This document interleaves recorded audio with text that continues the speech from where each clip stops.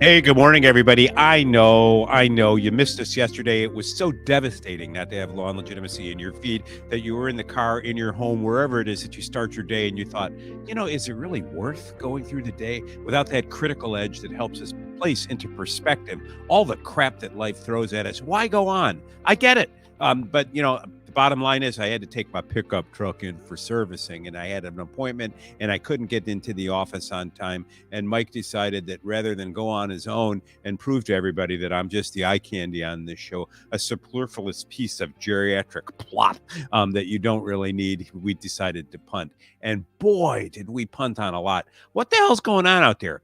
Jalapeno Jack is in the news again. That's what we're calling him. I don't care what you say. Hot jalapeno. Did I misspell jalapeno now that I'm looking at it? Jalepe. Yeah, you did. It's Jal. That's all right. But that's okay because you're from south of the Mason-Dixon line. Jalapeno. Spelling is optional. If you look at documents from the 17th century, there wasn't a common orthography. What's the proper spelling of jalapeno, Norm? What is it? It doesn't matter. You just take one look at jalapeno's face and he swallowed something hot. I'm Jack Smith, and I want to go right to the United States Supreme Court. My case isn't about election interference. I need to try Donald Trump on March 4th, the day before the primaries begin. It's important. Jalapeno. Oops, that's the wrong bias I was reflecting there. That's what the stewardesses say on Hamas Air when they're going down the run or down the aisle before the plane gets off. And they're offering you orange juice or Molotov cocktails. I'm not getting on that plane. Jack, what makes you think you really need to get to the United States Supreme Court before the appellate court can consider the question of the scope of presidential immunity for Donald Trump? Oh, yes, I need to go because it's in the public interest that we have this trial right away.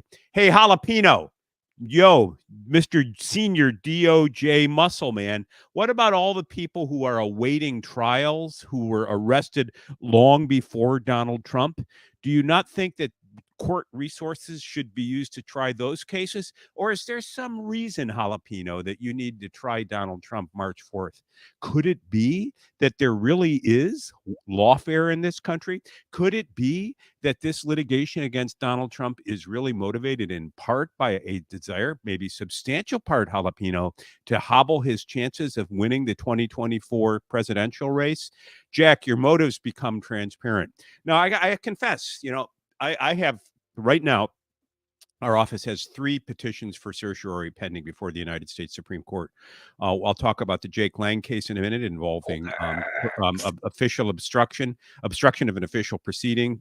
We've got one involving qualified immunity, and we've got a third involving a criminal case. All of those issues have come up through the courts through regular process. But in Jalapeno Jack's case, he didn't wait for the appellate court to make a judgment. He's trying to go right from the trial court to the Supreme Court on an extraordinary writ of certiorari prior to judgment. And I've never seen that happen. Now, I gather it can, and it does. It did, for example, in the Nixon tapes, when Nixon claimed presidential immunity against turning over his audio tapes in response to a subpoena in the Watergate era. And he was a sitting president. I get that. What is the compelling interest, Jalapeno, in this trial right now? The compelling interest, Jalapeno, is putting Trump on trial before the March primaries, or more to the point, during the March primaries or during the primary season and before the general election. Because why? Why, Jalapeno? Why is this a compelling interest? Why can't the trial be continued for a year? Why do you think you need to have a direct shot to the Supreme Court? There's one and only one reason, Jalapeno, and will you have the integrity to admit it? And that is because Donald Trump must be stopped at all costs. That is the mission of the Department of Justice right now, to stop the president at all costs. And it's part of their jihad with respect to January 6th defendants, where they're going to penalize and over-criminalize every contact with the Capitol that day to send a message loud and clear. This must never happen again. And what's the riot at the Capitol? I've been reading Liz Cheney's book. I think I've seen your posts on X lately. Yeah, please tell us, because you did promise the audience I haven't finished it yet. I can only read a few chapters at a time. But here is my conclusion about Liz Cheney. She's another dumb blonde with a famous dad. I mean, Liz Cheney is a cheerleader for the Constitution. Every other page, we have to protect and defend the Constitution. We have to protect and defend the Constitution. We have to honor the Constitution. Lady, have you ever read it? Don't you understand that the Constitution? Let's be Ciceronian here. A Constitution, a res publica, is not just any collection of people. It's people gathered together around a common conception of right with common interest.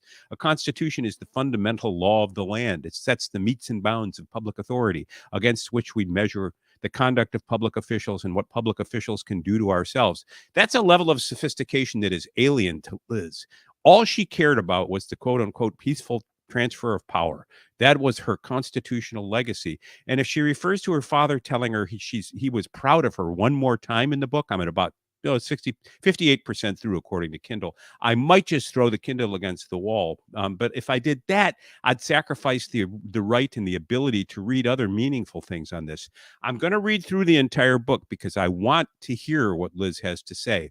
I mean, she does represent an eyewitness to what happened. And we know that she doesn't like former Speaker Kevin McCarthy. She thinks he's a hypocrite, a liar, and a fool. We know she loves her daddy. We know that Orange Man is bad. And we know that she thinks that she swore an oath to protect and defend the Constitution, whatever that is, wherever it takes her, even if it costs her the election. But Liz, candidly, babe, you don't have anything to say in the book. It could have been a 1,000 page or 1,000 word op-ed piece. And one gets the impression this was ghostwritten as part of a larger campaign on her part to remain relevant on the public stage. But Liz, there's no there. You don't have a second gear. I had a fantasy the other day. I'm in Washington, D.C. Whoa. It's not even 8:15, Norm. I know. Here it is. I promised to keep it PG-13. I'm in an elevator in a tall building in Washington, D.C. I know the Freudians in there are thinking, okay, there's the penile reference, the phallic reference. Into the elevator walks Liz Cheney, and right behind her, Julie Kelly. Now, I've read Julie Kelly's book on January 6th. I'm reading Liz Cheney's. I'd be interested in overhearing what the two of them have to say. But the fact of the matter is they're mirror images of one another. They would talk past one another and have no meaningful conversation. And thus and I'd want to get out of the elevator, I guess, is the bottom line. Because once it got to the top, there'd be nobody there but these two screaming harpies at one another. If I had to pick, however, somebody to ride down the elevator shaft with, oh God, that sounds so Freudian. If I had to pick somebody to go down the shaft with, it would be Julie Kelly, because I think her book comes closer to capturing the truth of January 6th and comes closer to capturing this moment in American history. It's not all about Donald Trump, Liz. It's about the people who are attracted to him and the reasons they're attracted to him. And Liz, you're tone deaf. You're blind, willfully blind to the reality around you. And that's why you're at the perimeter right now, and why you will never hold power, and why your book will be a must read for everybody who's left of CNN, and they can pat themselves on the back and call you a constitutional hero. But what is it that you see in the Constitution, other than the peaceful transfer of power and your daddy being proud of you, that you want to sell, Liz? Liz is a politician without vision, a derivative peroxide blonde who wouldn't have been elected but for her father's influence, and she should be banished to the sidelines. One of our regular listeners, Glenn Wolf, shot me a note the other day. He said, well, it took you long enough. Well, he didn't quite say this, but he suggested that it took me far too long to come to this conclusion about Liz, and he reminded me that I liked her at one point, and I kind of did. Back when the J6 I had to walk you off the prospect of her becoming the Republican nominee for president, like earlier this year. Mea culpa, mea magna culpa, mea maxima culpa. I am a sinner. I am often blind. I sometimes cannot see beyond the tip of my rather large nose. I often say things that I later come to regret. I am a fool. Why? As the Apostle Paul said, all have sinned and fallen short of the glory of God, and Exhibit 101 in the sin category is me. Okay, I'm over it. You were right, Mike. You were right, Glenn. Liz, maybe Liz and Jalapeno Jack should go on a dream date, On that topic, there's a contest I've put up on Twitter. Ready? David Hogg, he who survived the school shooting in Florida, and Greta Thunberg marry. They have a child. What would their child's name be? I'm going to give a prize to the winner of the best name for the child. My favorite thus far is Grifty Grunberg Hogg, but I haven't seen Hogg it. Thunberg. Yeah, there you go. Anyhow, hey, guess who's back? Yeah. Alex Yeah. Jones. I didn't Yes, believe it. he You is. know, Look at my he man. Look at my there he guy. is. Well, of course, Young, that's a Alex. young, spry, clean That's the shaven AJ. That's the young Alex. That's before he was besought by the world. But anyhow, I wake up the other day and I see on Twitter, I had a note from Laura Loomer. Alex is back. She spoke to him, yada yada. Really? I know that Elon did the poll and it came back. I think 1.9 million people voted. 70% of them wanted Alex back. So he said, "Hey, if the people have spoken, he's back." Later in the day, there was a live stream interview with Alex. Elon Musk was on it as well as Jack Posobiec, Andrew Tate, and a number of others. Yeah, And Vijay Ramaswamy came by. Mark Dice was on there. It truly was a who's who. A bit of an historic occasion that many people haven't even gotten around to listening to.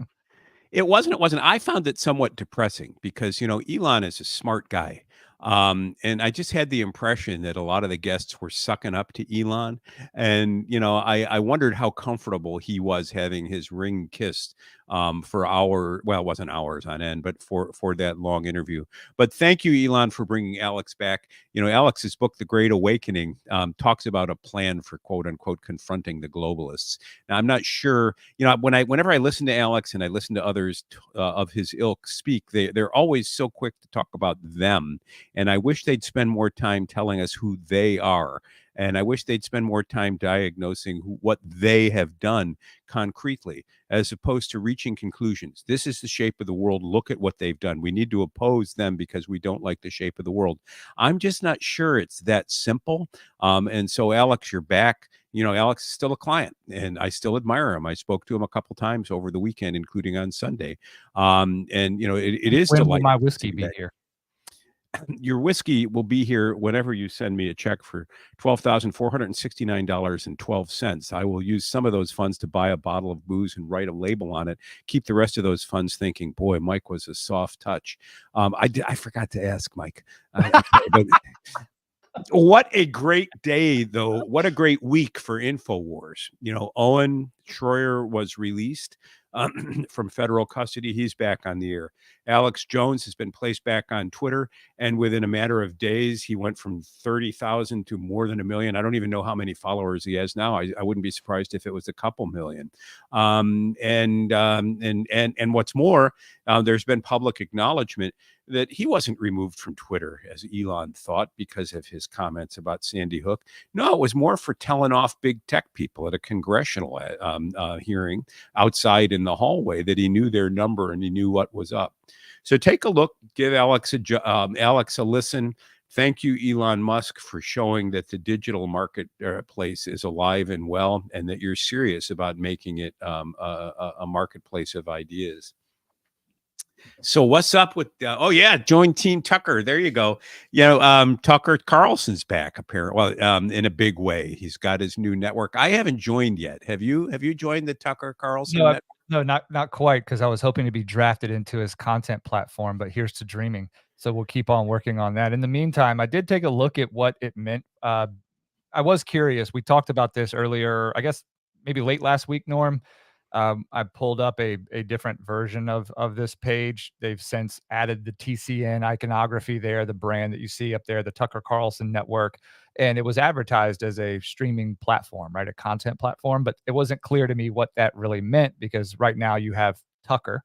But what has been revealed by and through this website now is something really interesting. And so I'm going to scroll all the way to the bottom here and try to zoom in a little bit, so that you can see this is sort of the starting lineup, as it were, for what the platform will be. And what we have seen thus far in terms of the content coming from Tucker that has heretofore been regarded as Tucker on X, right, it's been just sort of under that blanket umbrella. It appears as though there are varying denominations of interviews and content that he's been producing.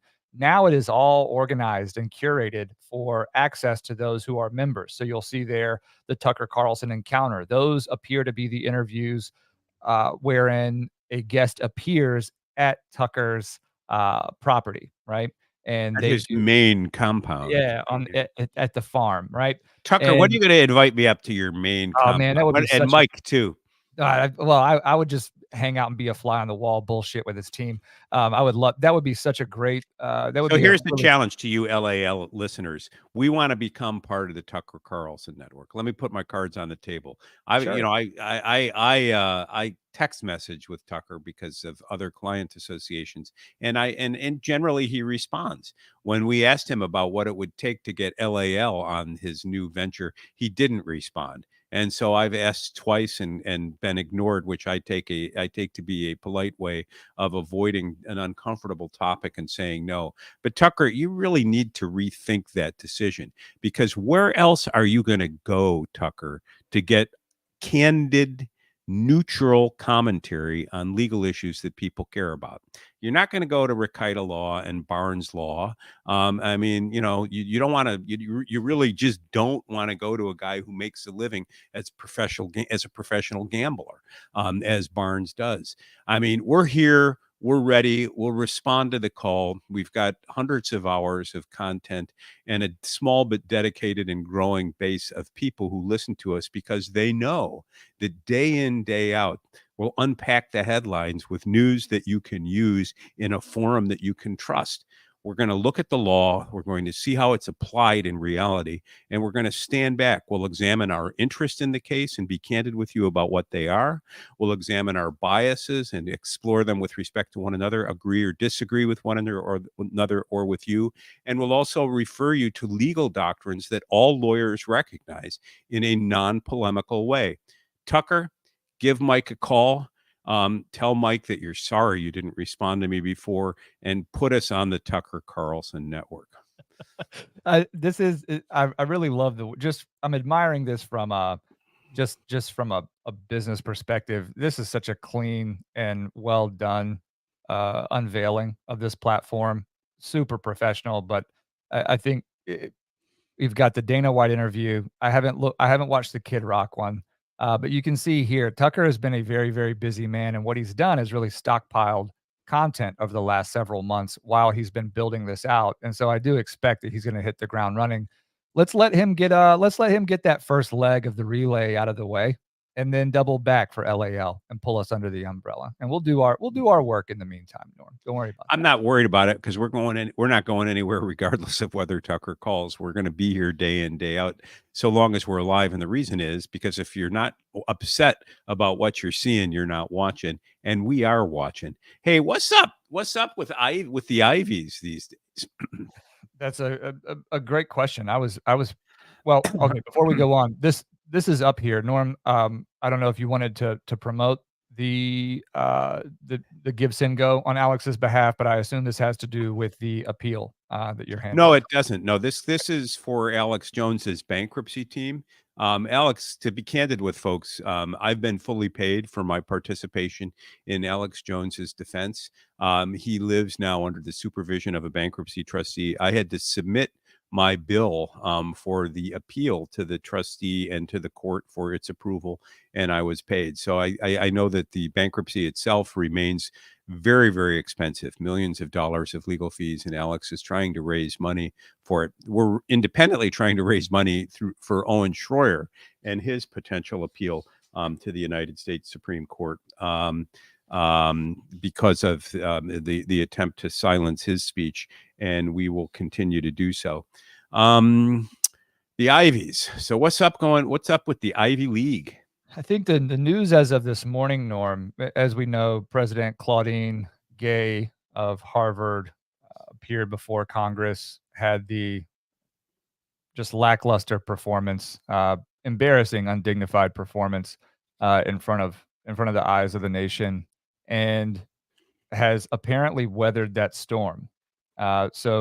The most recent reports over the last 24 to 36 hours have been developing around her alleged plagiarism of her academic work. And there really is, I guess, first and foremost, it's a pretty specious record as it relates to her academic work and tool belt, what would have been, I guess, absorbed by the university in looking at her as a candidate to lead that institution. But now it's come out that even that low level sort of specious work that is available appears to have been heavily plagiarized. But not to be outdone, it appears as though that Harvard is going to stay in the mix with her, that the I guess the cabinet or the executive office, whatever that shareholder team that presides over those billions and billions and billions in Harvard's endowment have decided to rally around her. And when we're also, getting reports via X from what is it? Is it Bill Ackman, who has been really active on this mainly, and he's the one reporting.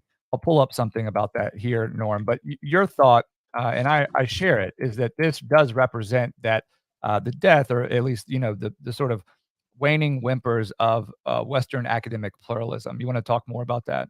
Yeah, I mean, I'm going to do it by segueing over to Elon Musk's comment about this sort of dialectical implosion on the left arising from the Hamas attack in Israel. You'll recall that Elon was called an anti-Semite for basically saying that this was not surprising that the left would implode along the dimensions of critique or support of Hamas, because when you adopt an ideology that sides with every victim of history, you conclude that winners write history, that only winners write history, but justice is served by adopting the loser's cause. And what greater set of losers have there been in terms of the great weight of history than the people of Israel, who have been discriminated against for centuries? Anti-Semitism is an historic thing.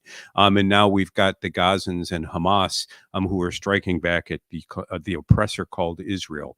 And all of this is of a piece with demonization of the sort of Western civilization and the blaming of white males for everything that goes wrong. And thus, in some sort of convoluted way, Elon concludes that this dialectic has targeted white people. And this got transformed into some sort of anti-Semitic screed. And it's incoherent. I think what's happened is that while the campuses have veered, well, I thought you said that she was going to resign. While the campuses have veered left along this ideology, they've decided to pick and choose the oppressed. And many people have concluded that the Palestinians are worthy of a spot in the pantheon of oppression, and therefore we need to come to their support. But there's a problem. The Gazans are calling, and Hamas is calling for the elimination of Israel. And calling for the elimination of the Jews. And by the way, we experimented with that 50 or 60 years ago in Western civilization when the Nazis opened death camps and concentration camps, and yes, did in fact exterminate some 6 million Jews. And you can't deny history unless you want to deny reality. And the ideology that permeates so much of our colleges right now is one that doesn't recognize reality as anything other than a social construct and a construction of our will. And we can recreate the world in our own image, each of us. I can be a woman, you can be a man. We can put so much metal in our face that we can't clear a plain metal detector and then dare somebody to do anything about it, because this is how we express that precious thing called ourselves. But suddenly the worm is turned. And institutions that have been heavily aligned and supported by liberal elites are being pressed now into expressing support for the Holocaust, expressing support for a new Holocaust, expressing support for anti-Semitism, expressing support for Hamas and its desire to destroy Israel and the Jewish people. And that is anathema. And so somehow the swirling sound you hear, that sucking sound that goes down the drain, is the commitment to pluralism and to diversity for diversity's sake. And we've reached a bottoming point now. Are we really going to take the ideology of oppression so seriously that we're going to endorse the Holocaust? Is that what it's come to? And so Elise Stefanik, I think that's her name. Yep. In Congress, there was a hearing last week where the president of Penn, University of Pennsylvania, MIT, and Harvard were called to account for what they tolerate on their campus. And each of these presidents behaved disgracefully. They could just not out and out condemn anti Semitism. And they couldn't because they were in the lip lock of an ideology that makes no sense, without a center, without a core, without a commitment to values. And they've been exposed, as it were, for the callow, hollow creatures that they are. And suddenly, pluralism's commitment to diversity for diversity's sake, pluralism's commitment to the oppressed, and fighting oppression wherever it may come, has shown to be a hollow god.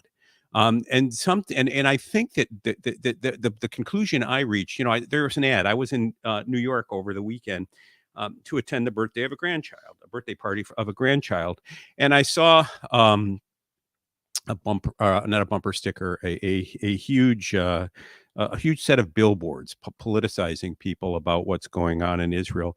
And, never again starts now, one of them said. And then another one said, the Hamas is everyone's problem. Don't be naive. And I began to think about where I stand and what I believe. And for me, I believe in Western civilization. I think the Proud Boys were right to say, I'm a proud Western chauvinist. I refuse to apologize for creation of the modern world. Where did we decide we had to apologize for creation of the modern world? When did we decide that Western civilization was a bad thing? When did we decide that Israel should be driven into the sea because the Arab world can't accept it? I mean, all of these are steps along a road that leads nowhere. And I think that the Hamas invasion of Israel represents a bottoming out of this ideology. And I think that those, at least in my mind, I come to the conclusion that there is firm ground to stand on, and that's a commitment to civilization. It's an opposition to savagery, and it's a recognition that in the West, it's a Judeo-Christian tradition that reaches back millennia and relies on common text, cores of value, commitments to certain principles that are inconsistent with what Hamas has done. And when a leader of a leading academic institution decides to implicitly support Hamas, when a leader of a leading academic institution cannot condemn the Holocaust, cannot condemn anti-Semitism, at that moment, that leader loses their moral leadership and their authority to lead. And the problem, and in each of these leaders should be driven out of their institutions. Now you'll say, well, isn't that making a commitment on larger issues? You're goddamn right it is. And those commitments are to the core values of Western civilization, which I think Israel represents. Now, I understand that there are historic tensions in Palestine. I understand that people were displaced during the creation of the Jewish state. I also understand that on a half a dozen of occasions, if not more, at critical junctures in the history of the Middle East, there were efforts to reach out and make peace. And in each case, the Arab world and the Palestinians decided they would never make peace with Israel. Their goal was to destroy Israel. Their goal was to drive the Jews out of the Middle East. Well, you know what? At that point, I will decide with Israel in a fight to the death, because I think that what's at stake is not just the fate of a tiny country in the Middle East, but what's at stake are ideals that infuse your world. And the ideas that at least inspire me and get me out of bed in the morning, I find them in the Bible. I find them in Augustine. I find them in Jewish writers. I find them in a commitment to individuals, into commitments to individual excellence, in commitments to common norms that we can all share. And those norms are inconsistent with beheading children, with raping women, with killing 1,200 civilians and then boasting about it, the very thing that Hamas has done. And so to the degree that the presidents of the Ivy League cannot articulate a similar conviction, a similar passion for excellence, a similar desire to defend a Western heritage that we all have relied on and whose capital we are spending year by year, to the degree these presidents cannot do that, I say with Voltaire, "Encrasez l'infini." In other words, erase the infamous things, erase these presidents. Now, I don't know if President Gay from Harvard engaged in plagiarism or not. I've read that she has a scant intellectual pedigree. In other words, very few peer-reviewed articles over the course of time. I don't doubt for a moment that she was appointed president of Harvard because she made the DEI cut, and DEI should be changed to DIE. The sooner we drive a stake through the heart of rewarding people on account of their identity, the better off we are.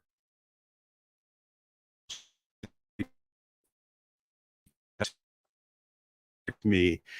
There have always been discussions about excellence in the United States. The Arab world helped save Western civilization in late medieval times by rediscovering Aristotle and helping create algebra and so forth. And we incorporated those ideas into a civilization and in a culture that works and provides a good life for many. But I'll be damned if I stand by and watch it be unraveled at the margins by presidents who are going to glorify terrorism in Israel and Hamas and who can't call evil for evil. If you can't spot it from the president's chair of an Ivy League institution, then go work in a fucking soup kitchen and get out of town. Well, Norm, what I have on the screen here, I'll quote it. Quote, the problem for the Penn, Harvard, and MIT presidents is not that they failed to endorse censorship when they should have. It's that they were exposed as hypocrites and dissemblers when they appealed to free speech principles. And that's a version of what I said earlier this week when, remember, I brought to you the Mark Randazza post on X, and he reacted in the way that a First Amendment lawyer in his position probably would. But it's without the context that I think we're providing here. And that is, in my core problem is this, is that I see big academia, right? Modern Western academia, principally the Ivy League, because the rest of the academic landscape looks to the Ivy League to set the course and chart culture across all of these campuses. The problem is that they have let the business model become so cynical that they are unable to do anything with these founding Western principles except use them as a convenient shield when called upon, but otherwise suspend them in the interest of being able to aggregate as many students under federally backed loans as possible without any consequence for the product that they're putting into the American market. That's what's going on. That is the problem. That is the broad problem. I agree with you that I'm not convinced that there's a country in Western Europe capable of defending these same principles that you speak of with respect to Israel, right? That the Western capital that you speak of being spent down, I think we've already spent it all down, and I think that it's residing in the tax exempt endowments of the Ivy League institutions that are under the microscope right now, wielding these things like, well, what happened to academic freedom, and what about free speech principles? What about them? They have not been important to you for the last decade or more. The quota system, all of these issues with respect to the admissions process, I call it the weight of synthetic mediocrity, meaning that the business model is to build the administrative apparatus of this business that is education so that it is so heavy and impenetrable that it cannot be reformed. It's on purpose. It's on purpose. And it's taken a moment like this where a communication platform like X in the hands of someone like Elon can again breathe life into the conversation of what's going on modern campuses, these institutions that are responsible for heralding and shepherding the Western principles of which you speak, Norm, that we agree on and that we commune around daily to discuss. It is their failure and their abdication of their duty to educate young people and to put on them the onus of becoming a productive citizen and to finding a fulfilling life for themselves in and among the talent stack that they should work hard to develop from a perspective of merit and, like you said, excellence, the pursuit of excellence. We have done everything in our power to put people in positions that wield unilateral influence, such as Claudine Gay, right? Who are answerable to no one but are unremarkable in and of themselves, right? What are remarkable people supposed to do when the highest positions in academia are held and staffed by unremarkable people en masse? Well, here's where, I have I hear that. And that is a problem. I'm also approaching it as a sort of watershed moment for me. I mean, for example, in free speech principles, I've always defended the ACLU's decision to defend Nazi marchers in Skokie.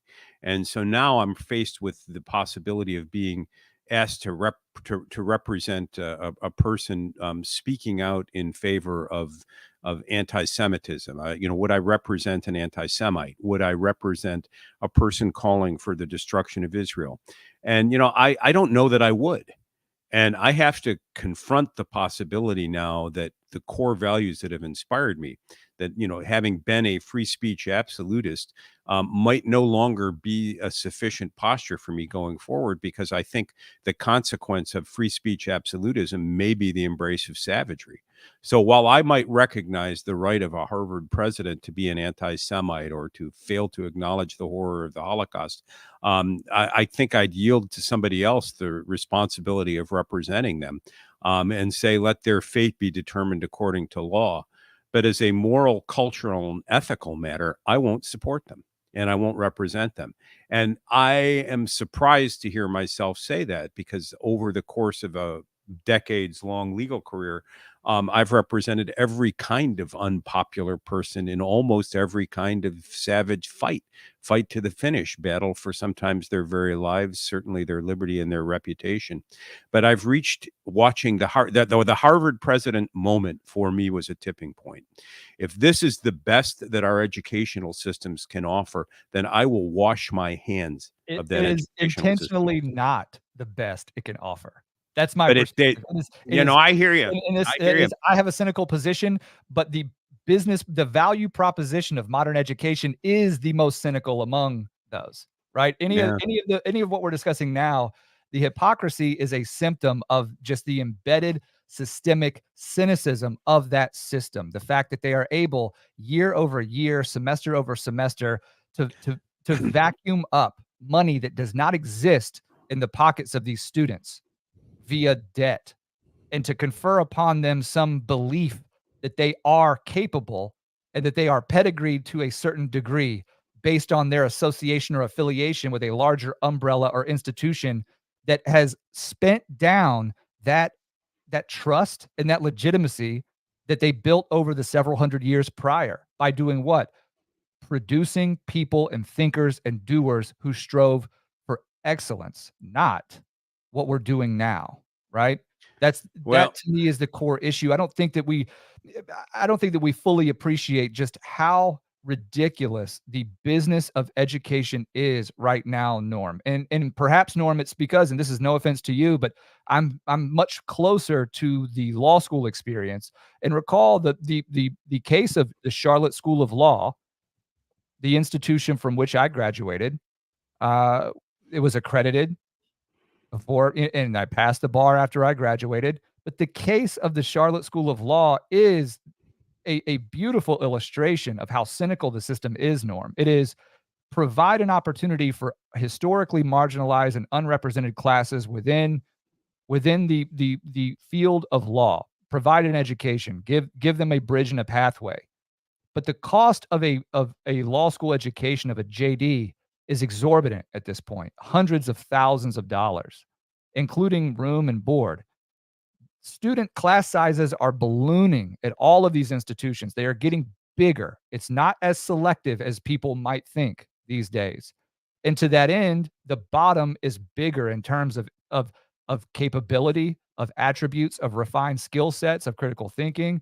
And I've seen it. I have personally seen it. Now, this is largely anecdotal, but the system is pulling these loans. They're federally backed. Do what you can to pretend that you're giving these kids an education, and then it's not your problem anymore because the institution has the education dollars, and then the student is saddled with the debt. So the debt is not your problem ever. You're just a middleman for that money. And in the case of Harvard and Yale and any of these other institutions, and then it's not just the Ivy League. I don't want to single out the Ivy League, but you've earned it. But in the case of modern education, Norm, especially postgraduate, but definitely undergraduate as well, the issue is that these students are graduating, and the only prospect of ever paying back these loans are to play the game. And the game right now is say the right thing, believe the right I hear thing. that. I hear that. So that's right where the stuff. intersection between culture and economics matters. I'm listening to what I take to be a very shrewd analysis of the economic phenomena that yields greater class size for greater profit without accountability, and then saddles an individual with debt that can only be repaid by compliance with what I'm more preoccupied with, which is the cultural norms that are propagated by these institutions. I think the Harvard, Elon, this moment it's going to take a lot of unpacking in the year to come. And it's interesting that it comes just on the cusp of the 2024 electoral cycle. Elon opens up X Alex is back on X. Harvard's and Yale, or MIT and Penn's leadership are exposed to be morally bankrupt. We're on the Jalapeno Jack is seeking to try a presidential candidate who is very popular with the wrong parts of the country and is desperate to derail the candidacy before 2024. All of these things revolve around certain cultural norms and standards that require unpacking. My earlier criticism of Alex and others is I don't know that we can say they're doing it. We're doing it to ourselves, and we're permitting it to be done to us. And we're permitting it to be done because we lack the intellectual, cultural, and spiritual resources to push back. And I think that's where we've got to begin our fight, Mike, is by identifying those norms of excellence in ways that people can push back. So, obviously we'll stay on this. I mean, heck, it's only mid-December and 2024 hasn't even happened. I think it's going to be a wild, wild, wild year. Yep, and we've got to work on number one, analyzing the 5 predictions that we made at the beginning of the year. Yeah, that's true. And then we should assemble and curate a list of perhaps the top stories of the year and review those in conjunction with those 5. We'll call them, predilections, maybe. I don't know. Well, I picked up, I was just flashing on the screen time, the year in review, just trying to get, I picked it up at the bookstore the other night, just thinking, what happened this year? It was a busy year. You guys have stuck with us listening. Our listeners have grown. Thank you. Spread the word. We're here. We did make some predictions. We'll make more. 2024 is going to be a turning point. I think something fundamental has gone on in the world. I think that in part, Hamas and the attack on Israel and the reaction to that attack has exposed fault lines in American liberalism and in the ideology that governs our elite institutions that are going to ripple down through the world at large. And you're going to say, is it always all about Israel? No, but it's always all about Western civilization. And that's where it began. The small tribe that thought they heard the voice of God has remained faithful to that commitment over and has nurtured the civilization in the world around. Norm, your mic has gone out for some reason. That's the deep state. Can you hear me now? I can hear you now. Do it. Do we want to crush Israel? If we do, that's because we want to crush Western civilization. Anyhow, listen, I can hear that music. Mike plays it when it's time for me to shut up. So here we are. We're done for the day.